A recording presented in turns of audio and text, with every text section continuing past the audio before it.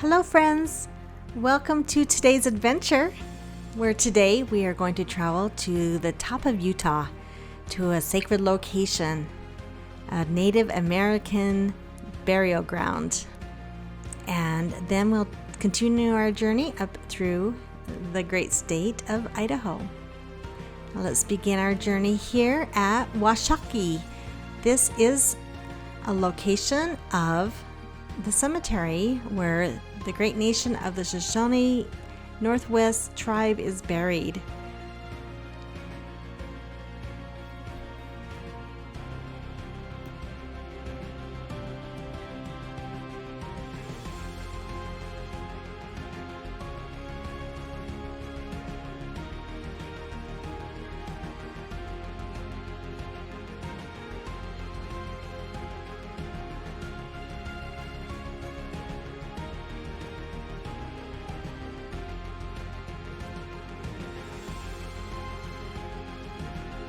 We will begin our journey by traveling down this lonely, isolated road in hallowed reverence to those that we will soon visit.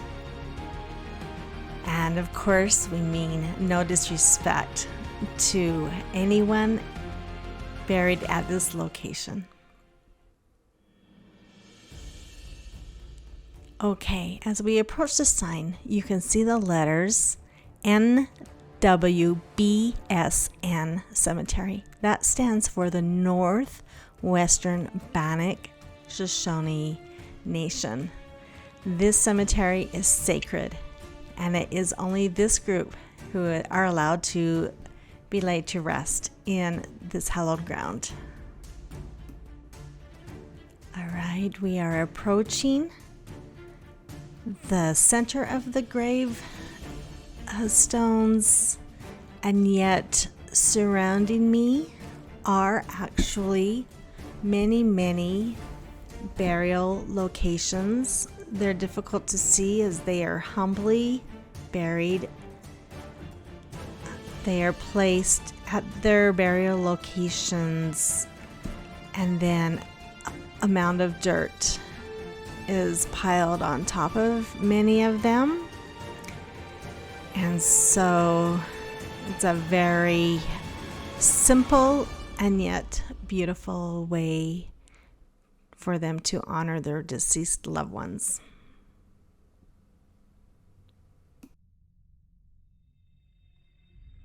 Today I am looking for a very special warrior chief. A great soul who loved his people and loved the land. All of these people have rich histories, and I'm sure every single one of them has a great tale to tell. But today, I will teach you about one particular chief.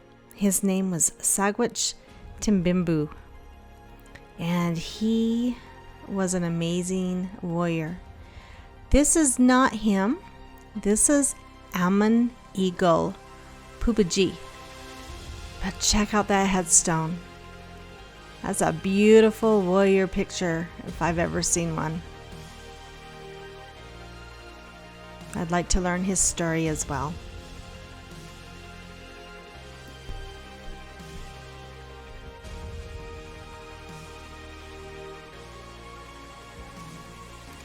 The name Sagwitch actually means orator, and here he is, the great orator of the Shoshone tribe.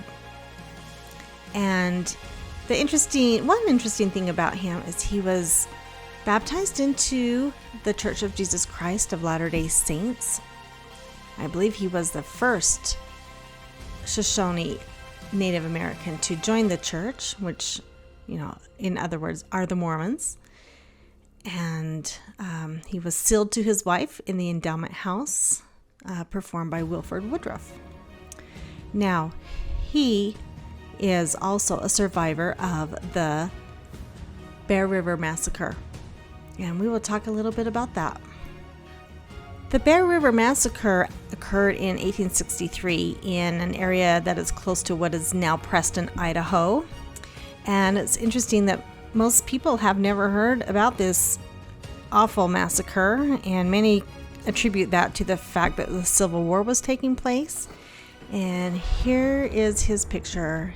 Doesn't he look strong and so full of honor and proud? I'm sure he was very proud of his tribe and his family. And this is the monument at the location of the Bear River Massacre. And it was one of the most horrific Indian slayings. It even outdid some of the other massacres of the Native Americans, such as at Colorado Creek. And a lot of people don't know, but Sacagawea was one of the Shoshone members of this nation.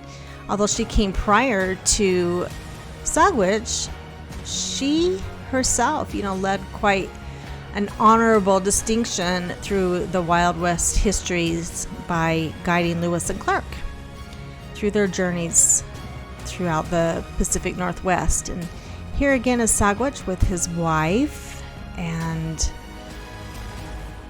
they were sealed to each other in the LDS temple.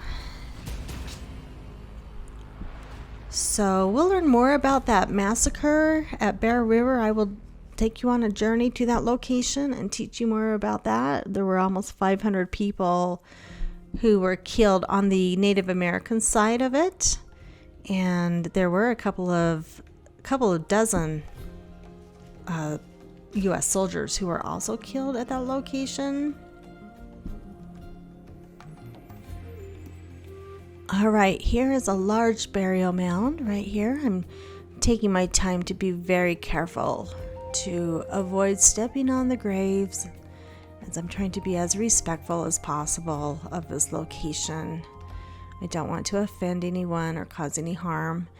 And I found this interesting. I don't know what this kettle is placed here for.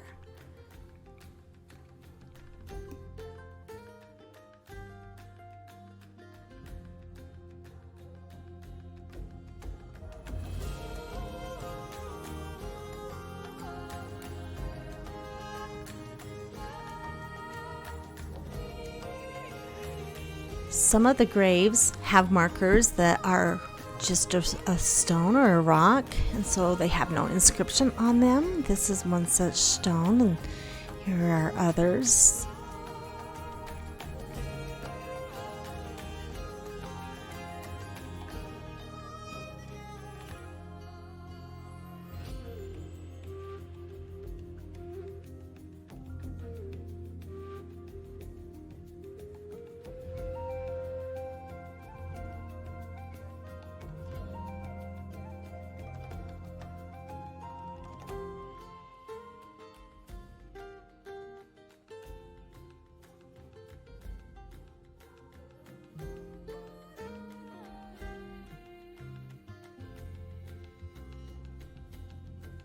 While walking through this cemetery, you can feel the sacredness of the site.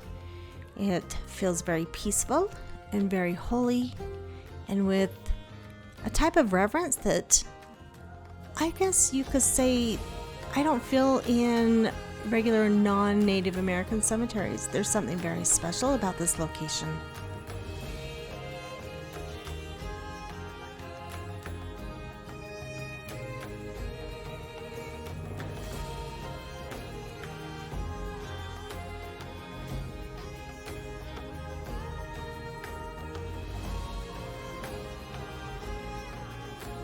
Okay, we are heading out. It's time to leave this beautiful spot and continue on our journey.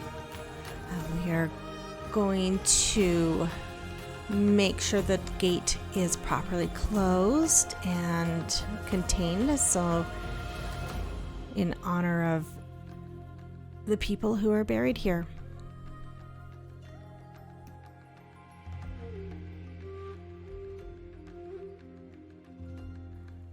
I am grateful to be able to have come up here to this place. I did not even know it existed. So you all are joining me on these great adventures and wandering through the Old West history of the United States. All right, let's keep going.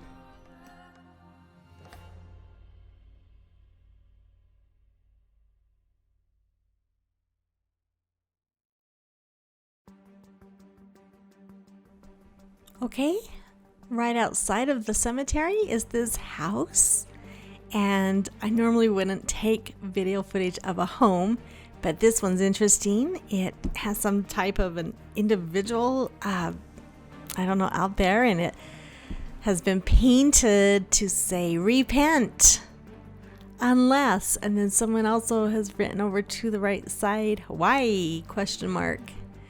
So I guess we'll be thoughtful about this and consider repenting, and we'll take a light, humorous look at this. And I mean no disrespect. I just find it interesting. Let's keep going.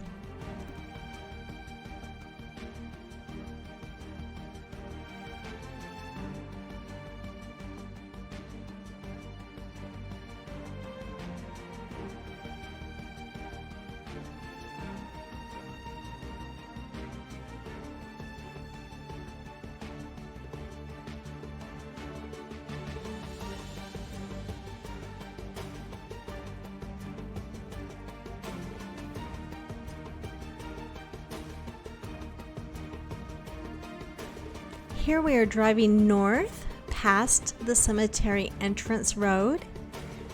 We are heading up toward Idaho.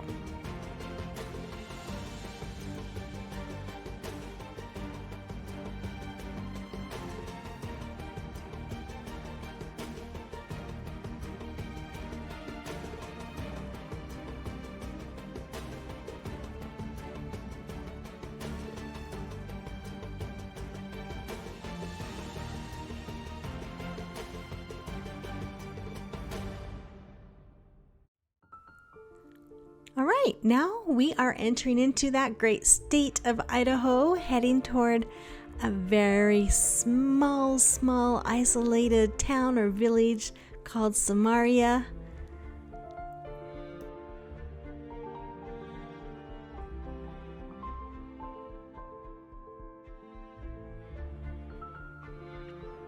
Okay, I want everyone to know that I have repented. We are now going to be allowed to enter into that holy land, the great promised land. That promised land is also known as Idaho. And here we go to Idaho.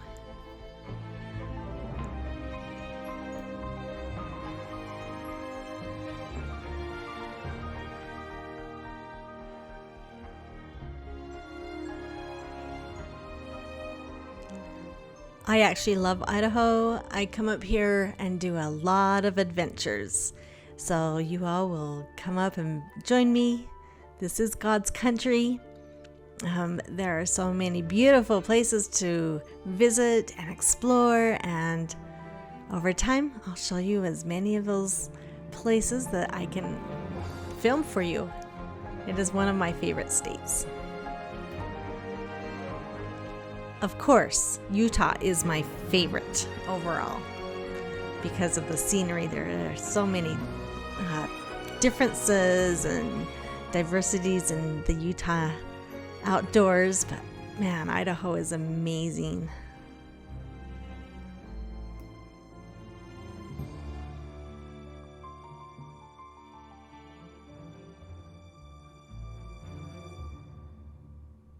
The town of Samaria is what you would call perhaps a suburb of Malad.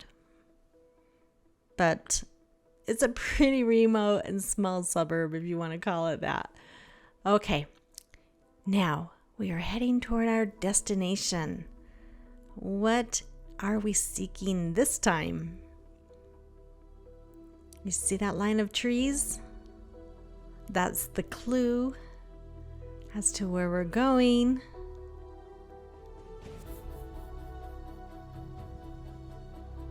Okay, we have arrived at the Samaria Cemetery. What interesting things will we find here? Stay tuned.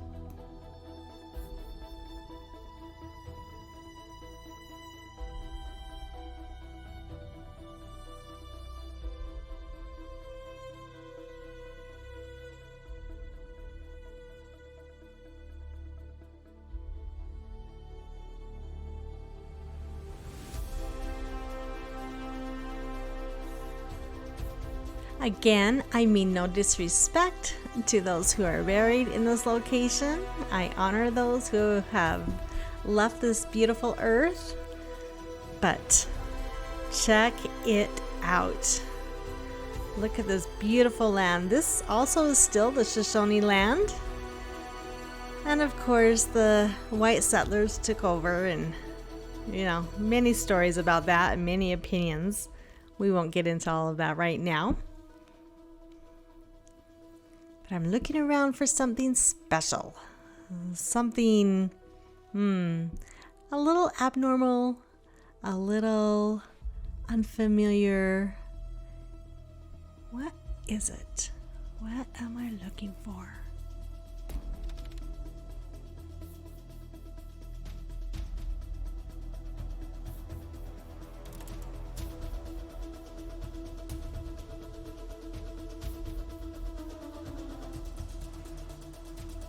Why, look, down here to the left. I believe we may have found it. Oh my goodness, it is real. Look closely. Can you see what's inscribed on this, if you want to call it, headstone? It's a leg. This is not a headstone, it's a leg stone. This is Waldron's leg stone. There's a lot of history buried out here in these western cemeteries, and this is one of those crazy, quirky stories. And so let me tell you about this headstone. This belongs to a gentleman by the name of Benjamin Waldron. When he was 25 years old, he was out farming using a horse-driven thresher. So that thresher had sharp teeth on it. When he was viciously pulled into the grip of its mouth, his friends and family were able to jimmy him out from that grasp, and like a bat out of heck, they rushed him to the far distant megatropolis of Logan, Utah, which was about 50 miles away, as fast as they could in that wagon. But of course, even at that lightning speed of sound, the doctors were not able to save Mr. Waldron's leg, and it had to be amputated. So, unfortunately, the leg was then interred in its own grave spot. Mr. Waldron specifically asked his friends to inter it for him because he was, don't mind the pun, attached to the leg. And they inscribed it with the information of B.W., October 30th, 1878. And interestingly, the leg had been buried according to his wishes, but he felt deep in his heart that something was wrong. That leg was not straight in that grave, as he was feeling many phantom pains. His phantom leg hurt.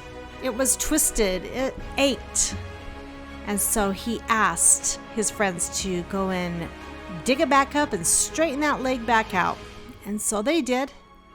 And after that, he no longer had that pain and was able to carry out his the rest of his life. And he actually led a successful business. And in 1914, he passed away.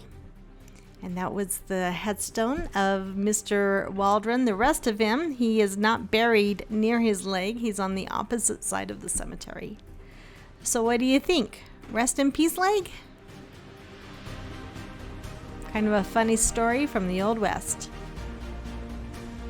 And once we left that cemetery, we found this location, the Heritage Square of Samaria, with these cool old historic buildings. And really, this is really just like an amazing place to bring your little kids and let them run around. There's a playground.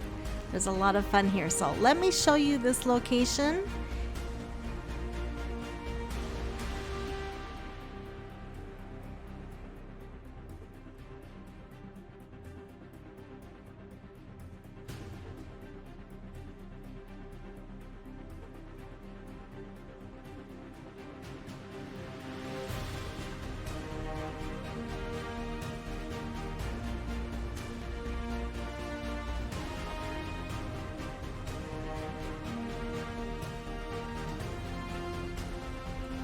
I hope you enjoyed our journey into northern Utah and southern Idaho. You never know what you're going to find when you get out there and explore.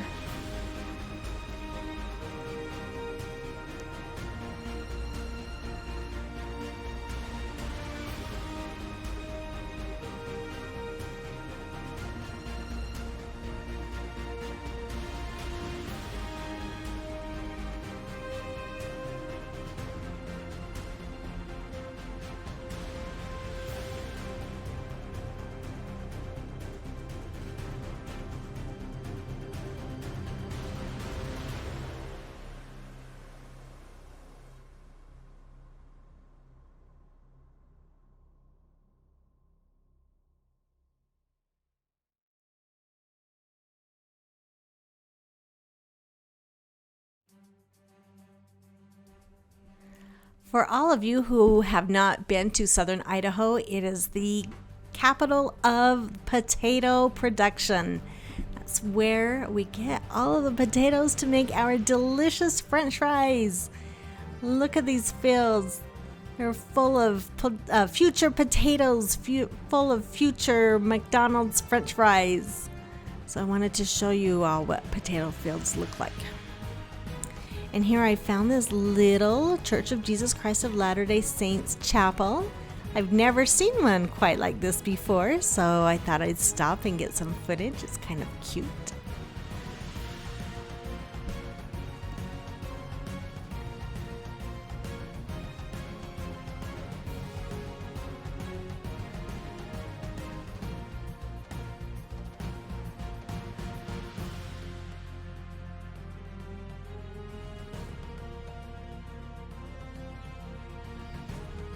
Did you all know there's a national grassland out in this area in southern Idaho? The grasslands are there to protect the area so that the animals have plenty to feed on.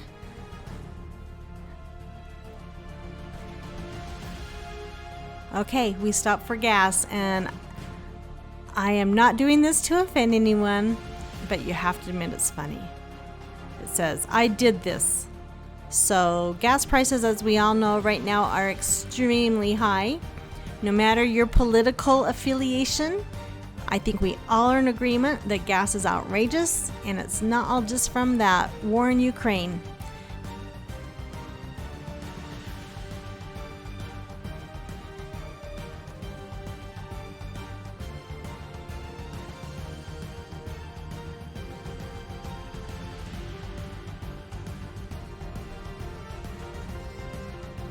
I hope you've enjoyed all of these stories. Here's our Great Range Bowl north of Ogden, and that's no bull. All right, take care, y'all. Bye-bye.